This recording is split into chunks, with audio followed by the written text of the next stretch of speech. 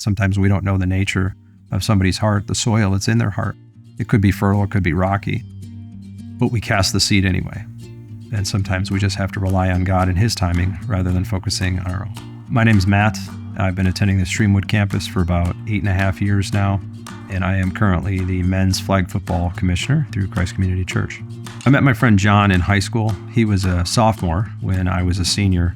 We didn't hang out a ton, but we started to develop more of a relationship, at least as acquaintances, and we had some similarities in that we both played on the high school football team together and knew each other outside of high school. We started playing in a flag football league together through a park district in Carroll Stream, right around our early to mid-20s.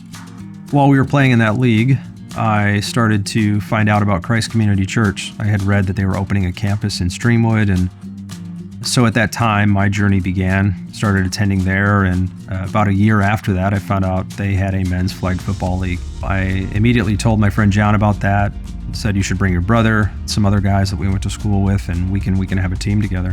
When we first joined the league, I would say within our first year, I thought it was going to be tough to play with a guy like John simply because I had recognized some of the behavioral traits.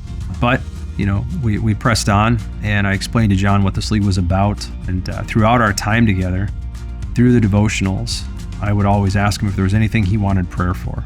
I would ask him how his life has changed, if there's anything he sees different. So at one point, we had a game early in the morning, and John unusually showed up early.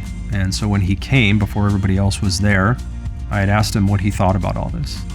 And his response to me was, well, it's nice. It's nice. It's a friendly league. It's fun. He said, but as far as all this component, he said, it's really not for me. And he said, I'm glad you found something that works for you. I said, John, because I love you, I'm going to tell you this.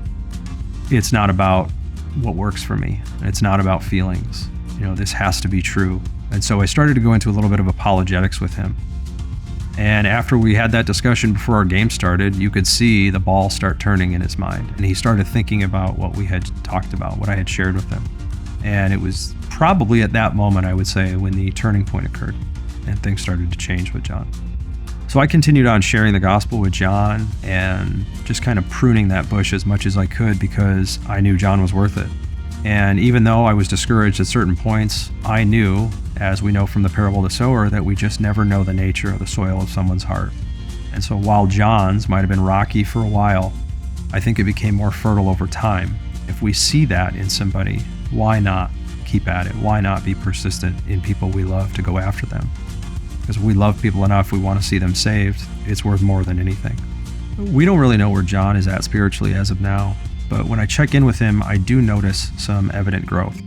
And what I can continue doing is loving on him, checking in with him, asking him about his family, if there's anything he needs, and more importantly, praying for him, praying that he has that conviction from the Holy Spirit and that he turns his life over fully in submission to Christ.